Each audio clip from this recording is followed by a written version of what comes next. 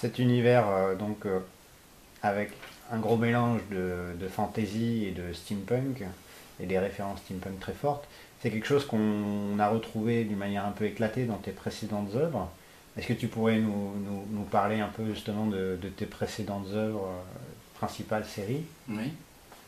Et aussi Alors, quelques albums. j'en ai quelques-uns, ouais. Alors moi j'ai commencé il y a 25 ans, hein, 26 ans maintenant, par une série qui s'appelle Les Chroniques de la Lune Noire, qui est une série qui a eu beaucoup de succès en France.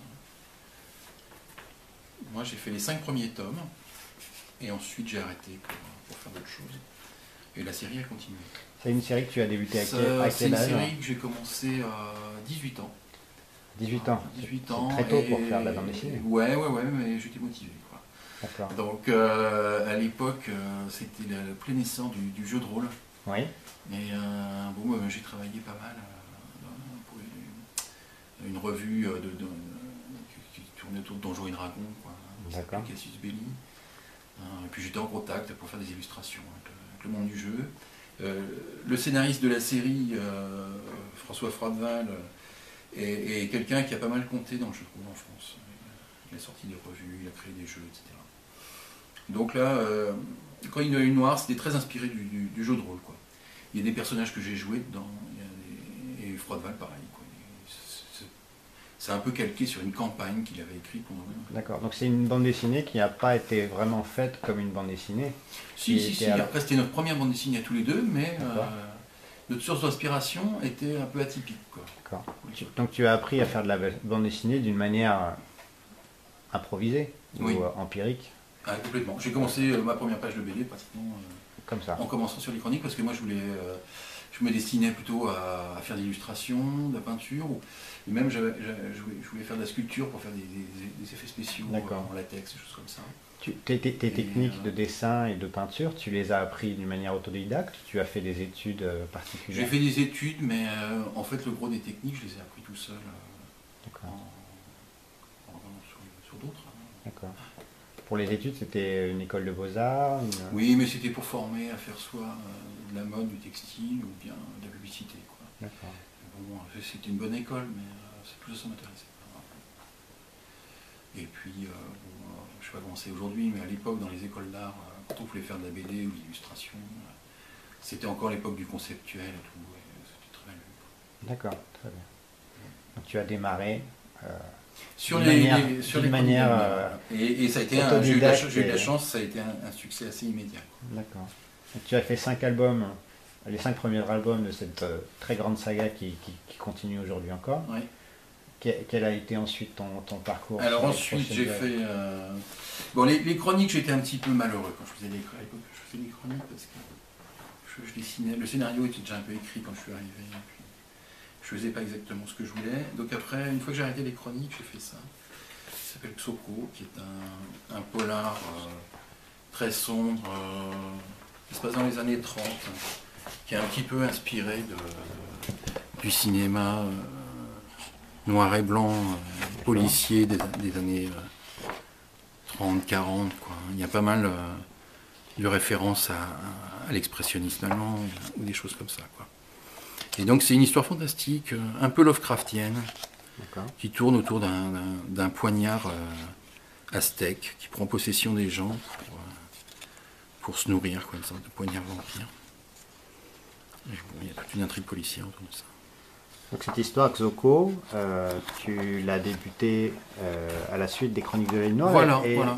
Tu en as fait combien de tomes? 2 tomes. 2 tomes, et puis bon, voilà, c'est quand même un des dessins, une des BD sur lesquels j'ai passé le plus de temps. Parce que, moi, je viens du heroic fantasy, hein, donc quand on doit dessiner quelque chose, il n'y a pas tellement de repères. Dès qu'on dessine quelque chose de réaliste comme ça, il faut que les portes, les réverbères, les voitures, tout soit dans les bonnes proportions. Donc là, ça m'a demandé beaucoup d'efforts quand même. D'accord. Donc là, on est sur un univers de suspense et de...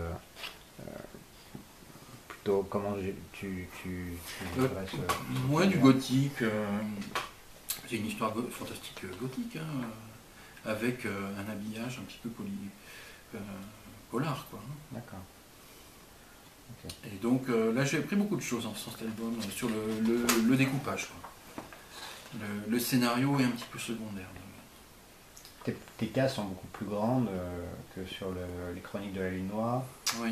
Et avec Ben, là, c'est-à-dire une que lecture. bon, là, le scénario est un peu au service du dessin. D'accord. C'est un peu la différence aussi.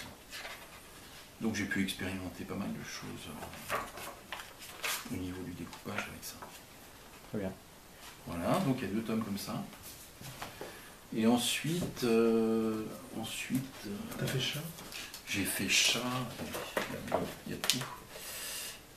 J'ai fait chat avec Pat Mills. Donc là, ce sont des... Là, c'est un gros artbook, artbook hein. sur l'ensemble de mon travail, D'accord. qui a été publié en 2007. Et donc là, voilà, il y a un peu de Xoko. Le reflet. Ce sont des pages de Xoko là qu'on vient de voir. Très bien. Ouais. Voilà, avec tout un tas de recherches préparatoires. Je fais un peu de modèle en terre, des choses comme ça. Ça, c'est chat. Hein, Ça, c'est toujours Xoko. Ça, c'est toujours Xoko. Xoko. Le chat, ça va être après. Voilà, chat, c'est ma rencontre avec Pat Mills, quoi. C'est un scénariste avec qui j'avais très envie de travailler à l'époque.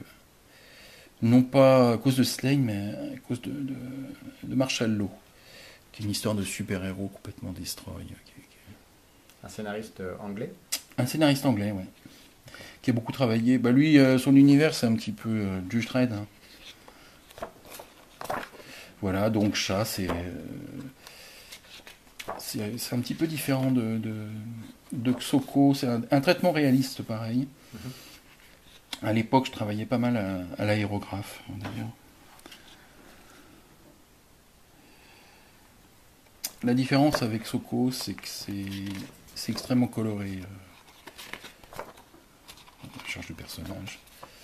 C'est assez coloré parce que c'est une histoire assez glauque, mais j'avais envie que tout le décorum autour soit très positif, comme dans un film de Walt Disney ou sur une carte postale américaine, quelque chose où il y a beaucoup de couleurs, quoi. Comme ça.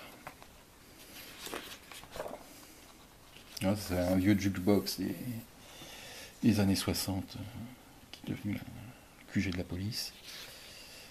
Ça, tu vois, c'est un projecteur Kodak qui est là-haut, que je me suis inspiré de cette forme. Voilà, Pour la magnifier. ouais, voilà, c'est des formes... je me suis pas mal servi du travail d'un designer qui s'appelle Lowy, qui est un type qui est connu pour fait pas mal de choses autour de Coca-Cola dans les années 60.